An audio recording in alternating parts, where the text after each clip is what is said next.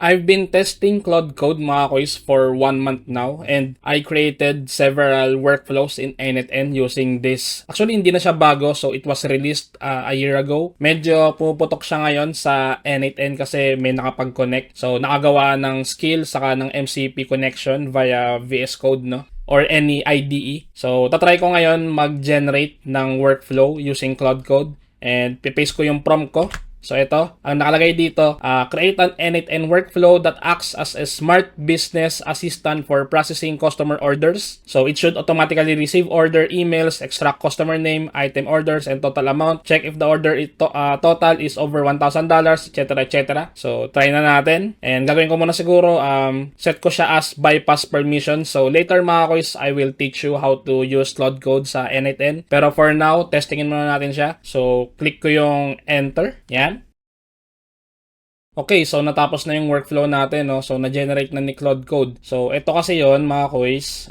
Tingnan muna natin yung checklist niya. So ayan, meron siyang to-dos. So research required n8n nodes, create error handler workflow, create main order processing workflow, validate and add documentation notes, and document test scenarios and save workflow file. So dito sa instance natin dito sa Cloud Code or sa VS Code, meron kasing folder dito workflows. Andito yung parang MD file. Pero for some reason, nandito siya sa labas. Ito yun Smart Order Processing. So, ayan. Bale, it's a documentation naman kung paano gumagana yung workflow na yun. So, kompleto, di ba? Ayan, no? May pa siya, process map pa siya dito. Tapos, ayan, yung setup daw. Mga ganyan-ganyan. Punta tayo dun sa workflow mismo, no, mga quiz. So, minimize ko lang to. Refresh ko to. Ito pala yung n8n ko sa Hostinger. So, ayan. Bale, ito na siya. So, dalawa yung create niyang workflow. So, Smart Business Order Processing Assistant. Tapos, itong Error Handler. So, tingnan mo na rin tong main workflow natin. Ayun, no? So, lupit. Ito yung ginawa ng Cloud Code, mga quiz. Ayan, no? May notes pa siya. So, ewan ko na lang kung maligaw pa kayo dito, mga quiz. So, ang next mong gagawin is, syempre, tignan mo isa-isa yung mga nodes kung configured ba. So, ayan, may test URL, saka production URL.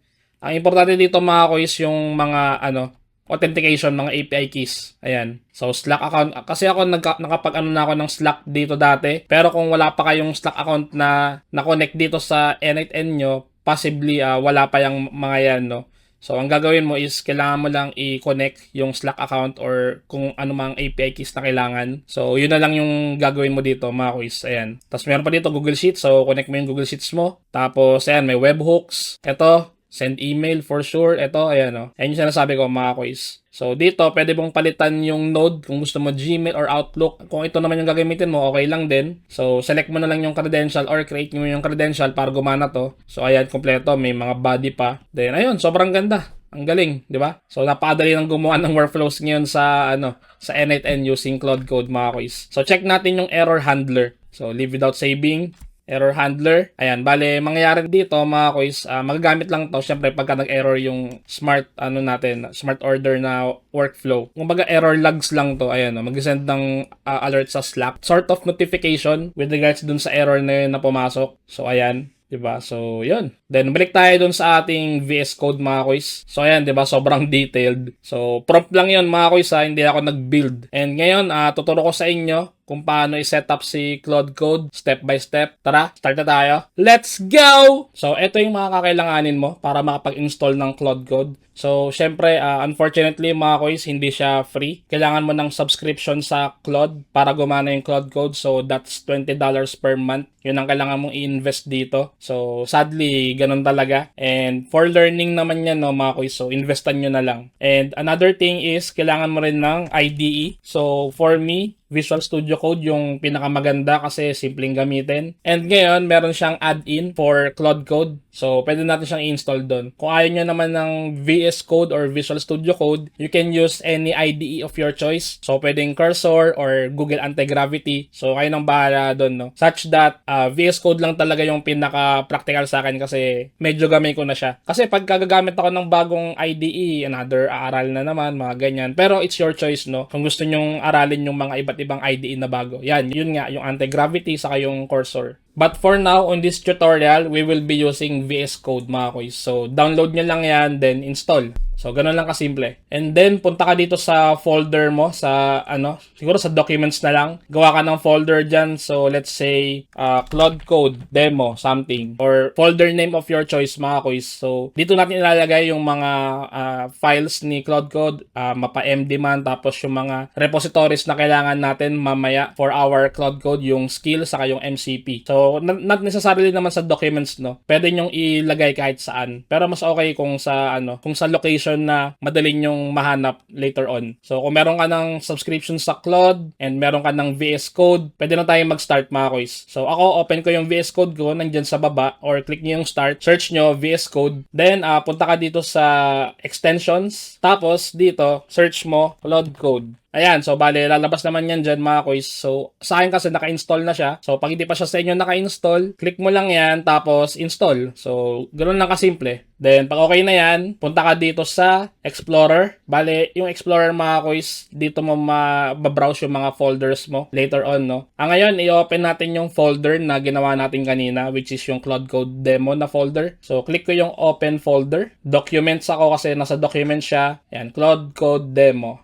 Select folder. Yan. Okay? So, yes, I trust the author. So, check nyo lang yan. Tapos, yan. I trust the authors. So, mapupunta ka dito sa interface na to. So, huwag kayong ma-intimidate sa interface na yan. Hindi natin na masyadong gagamitin since puro tayo vibe code and AI. So, it's a welcome lang naman yan. Welcome UI or something. So, you can close that. Ito. Tapos dito sa kabila, meron dito build with agent. So, ito yung agent ni VS Code which is hindi natin gagamitin kasi nga gagamit tayo ng Claude Code. So, gagawin natin is new file. Tapos, lagay mo dyan claude.md.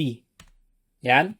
So, ibig sabihin nitong MD na to is markdown file which is in this case sa Claude Code rather. Dito natin ilalagay yung instructions natin para kay Claude Code or sa madaling salita yung system prompt natin para mamaya para gumana siya ng maayos. Gagawin ko pagka na-create mo na tong file na to, punta ka dito sa Claude Code. Yan. Tapos, pagka hindi ka pa authenticated, chat mo dito, /login. So, pag clinic mo yung login, papasok ka yan dito. So, claudecodeai.subscription yung pipiliin mo. Kung nakapag-subscribe ka na sa Claude, click mo lang yan, tapos login, tapos okay na yan, mga kuys. Ako kasi nakapag-login na ako. So, hindi ko na yan isa-set up. So, close ko to, open ko ulit to. Then, punta ka muna sa settings, dito sa baba, or manage. Ayan, manage, tapos settings. Then, search mo yung Claude Code. Meron pa tayong babaguhin dyan, mga kuys. So, ito yung allow dangerously skip permissions. So, allow bypass permissions mode. Recommended only for sandboxes with no internet access. Kasi mamaya, mga kuys, pagka meron kasi nung setting na every time it will ask you if you are agree on doing this particular action. So, yes ka lang ng yes doon. So, by allowing this, kumbaga, hindi mo na kailangang mag-yes ng yes, no? So, kumbaga, ibabypass niya na yung mga na yun, permissions na yun. So, okay lang yan, mga kuys, kasi nandito naman tayo sa ating sariling environment. I would suggest, i-check nyo yan, mga kuys. So, pag okay na yan, auto-save naman yan eh. So, close mo na yung settings mo, then andito ka na sa Claude Code. Ready na tayong mag-build ng ating Claude MD. So, ngayon, it's an empty file yan, no? Wala siyang laman. So, gagawin ko, uutusan ko si Claude para maglagay siya ng content dito sa ating claude.md. So, gagawin ko, I need help creating the claude.md file for this project. So, this project is set up so I can build AI agents or workflows in n8n by just prompting you. So, you will have access to two things. n8n skills and the n8n MCP. You will use this together with my prompts to build workflows in my own n8n instance. The goal is to create powerful and useful automations. So, okay na yan.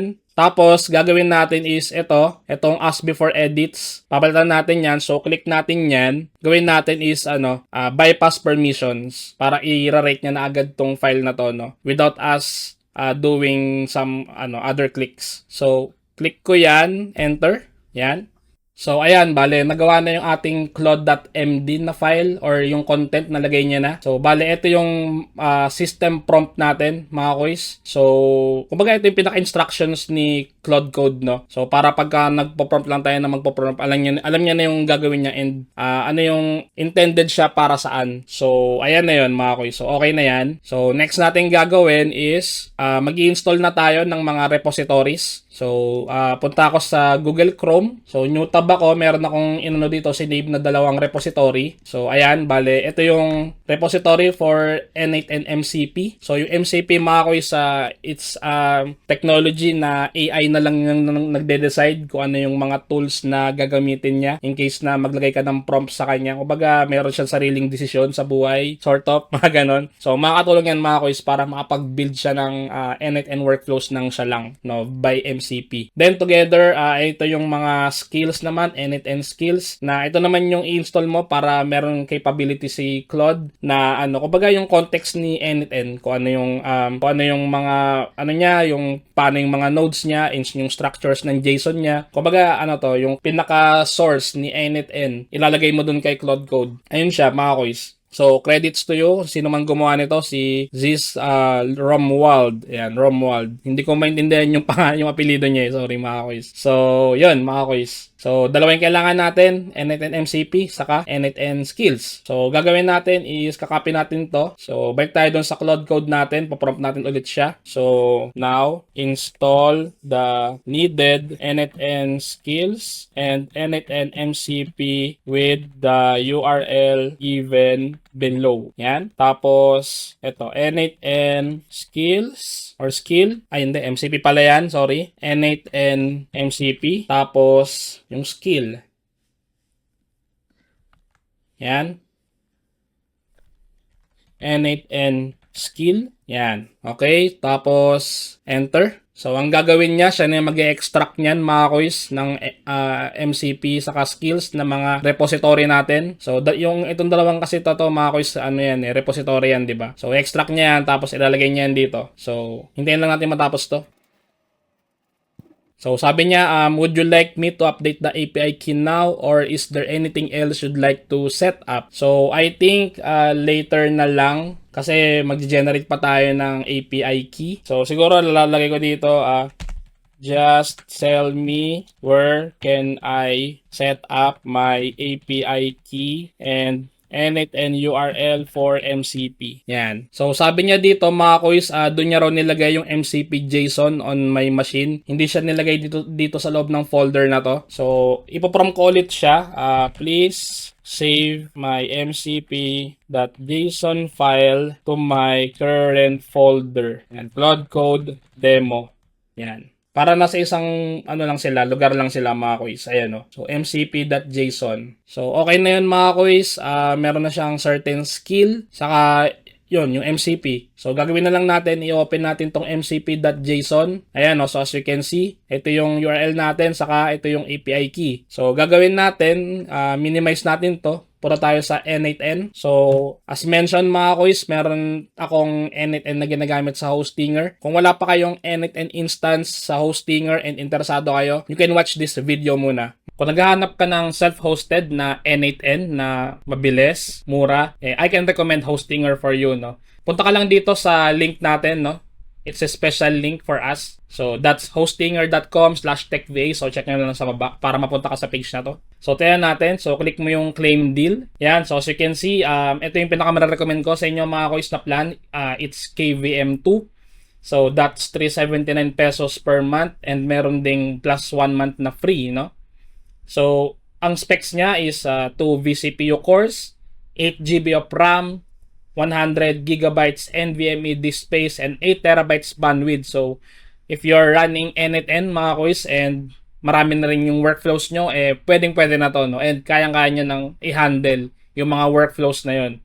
So, click natin yung choose plan. So, mapupunta ka dito sa your cart, no, mga koys.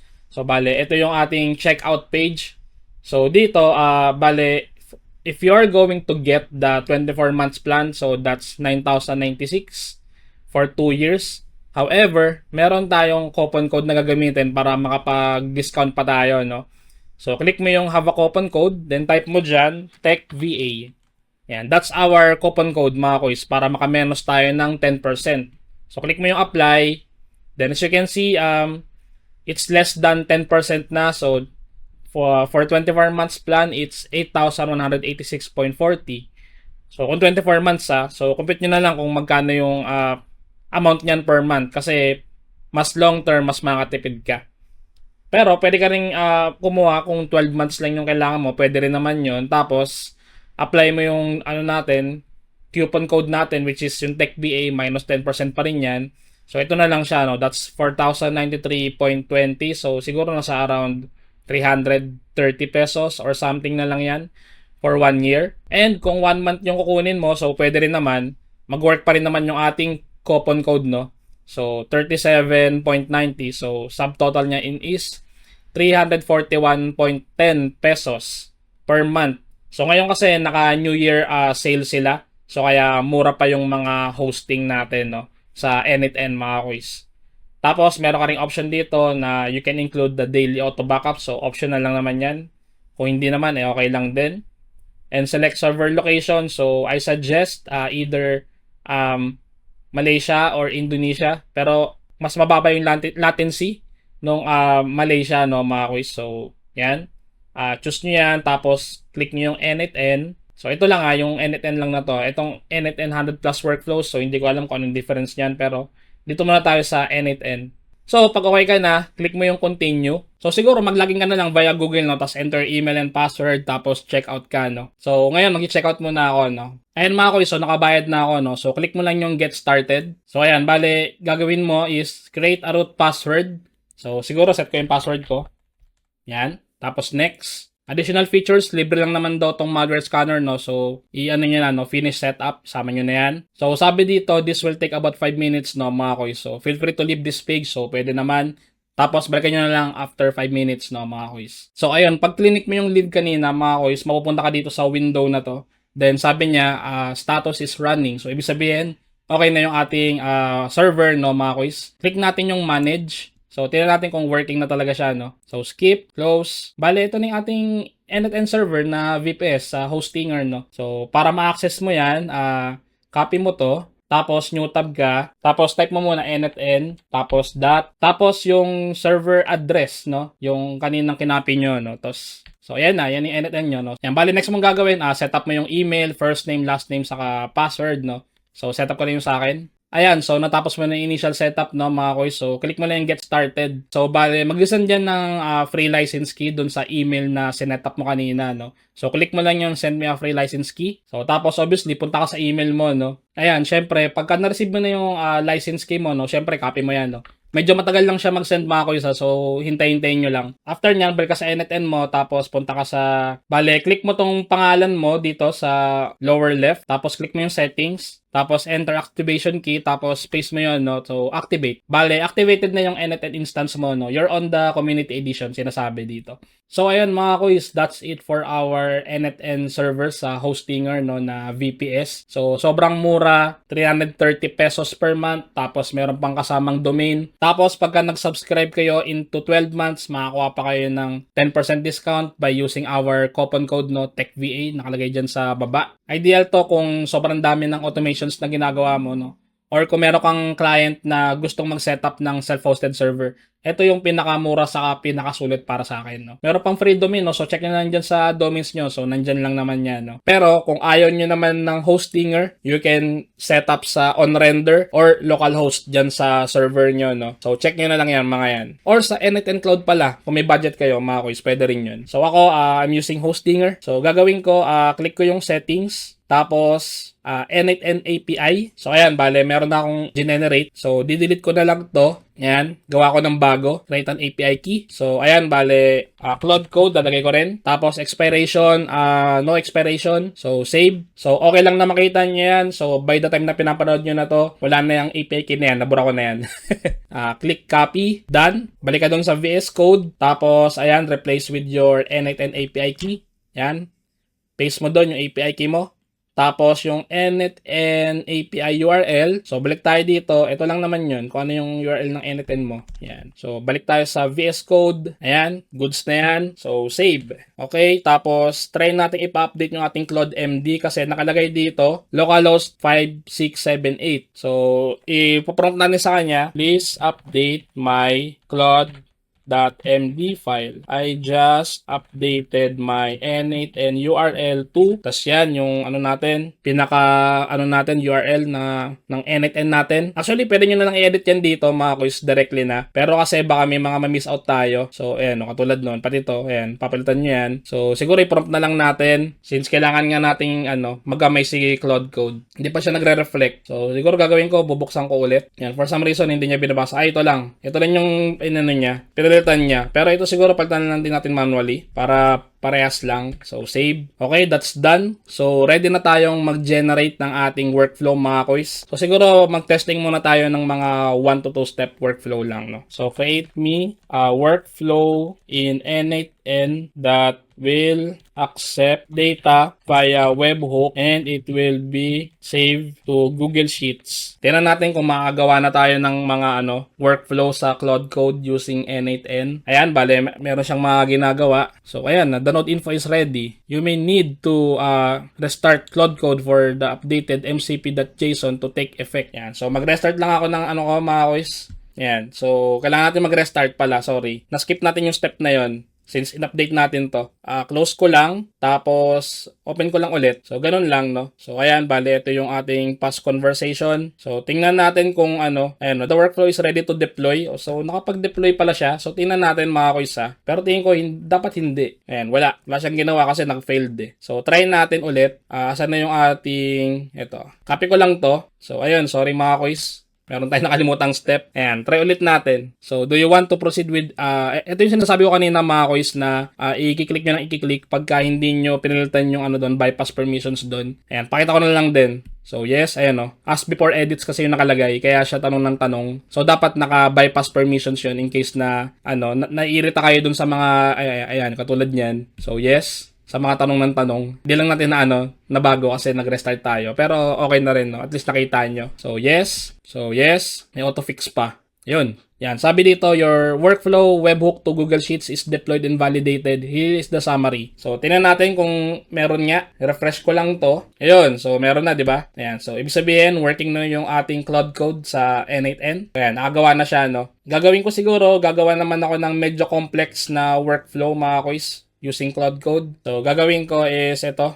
Meron tayong dito. Meron tayong prompt. So, ipaparevise ko lang to mga quiz ha. Parevise natin kay Claude. Claude na rin yung gamitin nyo dito kasi sayang yung subscription nyo di ba? So, ayan. So, sasabihin ko lang dito, create me a prompt for Claude Code that will create an AI agent that will extract the content of uploaded receipts. So, it's an invoice automation, no, mga quiz, ang ipapagawa natin sa kanya. So, yan, enter. So, tingnan natin kung ano yung ilalagay niya. So, ayan, di ba? Ayan. So, tatry natin yan. Copy. Tapos, balik tayo dito sa Claude Code. Enter. So, ayan. Tapos, tanggalin natin yung pinakahuli. Hindi naman natin kailangan yan. So, pagka mga mahabang prompt mga quiz medyo matagal siya mag-process kasi sobrang complex na yun sa kanya. And, pinupulido niya kasi yun di ba? Tulad kanina, nung yung una kong example dun sa intro mga quiz. So, inabot yun ng mga 10 minutes yata bago natapos yung pag-generate kasi nilagay niya pa ng mga comments mga notes. No? Hindi lang basta workflow yung ginawa niya, kumbaga kompleto talaga. So, pagka ganito, tingnan natin kung ano yung mga gawa niya. So, enter ko na. Ayan, meron na naman. Ayan, palitan natin, no? Bypass permissions. Ayan. Ayan, mga kuys, so natapos na siya. So, ayan, meron pa siyang mga instructions na kung paano i-configure. So, yun. Ayan, workflow overview. So, node 6, how it works. Tapos, ayan, mga gagawin mo daw, di ba? So, tingnan natin sa n8n kung ano itsura niya. So, refresh. So, ayan, AI receipt extractor to Google Sheets. Ayan. So, it's a 6-step lang naman, no, workflow. So, ayun, di ba? Webhooks, may JavaScript. Ayan. Siya ng code. Tapos, extract receipt data with Claude. So, HTTP request pa yung ginamit niya, pero dapat AI agent na to. So, kayo na lang bahala mag-adjust niyan or i-prompt mo sa kanya na AI agent yung kailangan ko, hindi HTTP request. So, then code ulit. Tapos, Google Sheets. Ayan, save nyo yung mga nyo. Maglagay kayo ng Google Sheets for this. Tapos, yan, response. Then, pag okay na yan, so goods na yan, di ba? So, ganun lang kasimple, mga quiz. Yan, that's it, no? Ganun lang ang mag-setup ng Claude Code, mga quiz. And napakadali, di ba? And very straightforward. So, siguro pag-usapan natin yung mga advantage saka disadvantage ng mga subscriptions natin. So, pakita ko lang, no, mga quiz. So, tatlo kasi yung ano dito, yung options mo para makapag-subscribe sa Cloud Code and magamit mo siya. So, yun nga yung ginawa natin kanina, makapag-subscribe sa Cloud Code AI worth $20. Yun nga lang, ang problema mo doon, meron lang siyang limit, no, every day na ano, na mga prompts. So, hindi mo pa siya talaga ma-maximize. Then, next naman na option mo is yung API usage. Maglalagay ka ng API credits doon sa Anthropic. Pero, kasi pagka sobrang dami rin ng prompts na gagamitin mo, so medyo magastos rin sa credits yun, no, mga koy. So, magastos pa rin siya. Personally, hindi ko pa na-try itong dalawa, yung Bedrock saka Anthropic. But I think same lang naman sila. So, meron kang i-load na credits. Then, yung magiging usage mo dito is depended doon sa credits na meron ka. But all in all, sobrang ganda nitong Cloud Code and mas madali na mag-create ng workflows with this. Yun nga lang, syempre, meron pa rin tong prerequisite, no? Hindi ka pwedeng dumiretso sa Cloud Code nang hindi mo alam yung fundamentals ng n8n or mag-create ng workflows na sa n8n manually. Kumbaga ito, in-automate niya lang no? Tapos, meron din siyang capability na mag-create ka ng Cloud Code na prompt or something. Magsa-self-heal na yung mga workflows mo, like let's say pagka nagkaroon ng error, ayusin niya agad yon, no? So, pwede mong gawin yun sa Cloud Code pero sa mga susunod na video na yun, mga kuys. So, ito is parang sort of introduction pa lang. So, this will be a series of videos about Cloud Code and n8n. So, tingnan natin kung ano yung mga magandang gawin at mga pwedeng gawin sa kanya. So, siguro kung nandito ka, baka na-explore mo na sa ibang channel. Pero kasi ako hindi ako nakikisabay dun sa mga foreign channels na pagka narinig yung, kunyari may bago, tas kailangan mag-upload agad. So, hindi ako ganun. Gusto ko i-try ko muna siya. Kaya medyo na late na tong upload natin, no, sa Cloud Code, mga kuys. So, yun. Yun lang yung masasabi ko sa Cloud Code. So, napakaganda. Try nyo. Yun nga lang talaga. Kailangan nyo lang talaga magbayad para magamit nyo to. So, unfortunately. Pero ganun talaga. Pagka nag-aaral, kailangan mag-invest. And maganda naman yung magiging outcome niya, no? Since matututo naman kayo. And for sure, meron niyang ROI very, very soon pagka nagkaroon na kayo ng mga client. So, kasi mas mapapadali nga yung paggawa niyo ng workflows and mas quality, mas detailed with Cloud Code. And obviously, hindi pa rin kayo pwedeng mag-rely sa AI lang kasi minsan nagkakamali pa rin to. So, I would suggest, i-double check nyo yung mga nag-generate niya. Pero, so far, ang ganda ng mga nabubuo niyang workflows Baga, less human, intervention na lang. So, mas madali talaga, di ba? And ayun mga kuys, so kung nakatulong sa ito, like and subscribe ka naman. And kung gusto mong sumali sa community namin and matuto pa ng AI automation or tech VA or high level or kung ano man yan, you can visit our website. Dyan sa baba, meron tayong technical virtual assistant course. So meron tayong daily Zoom, group chat, lahat ng klase ng support na kailangan mo nandyan para matuto ng AI automation, go high level, vibe coding, and iba pa. So ayun mga kuys, that's it for this video. See you on the next one.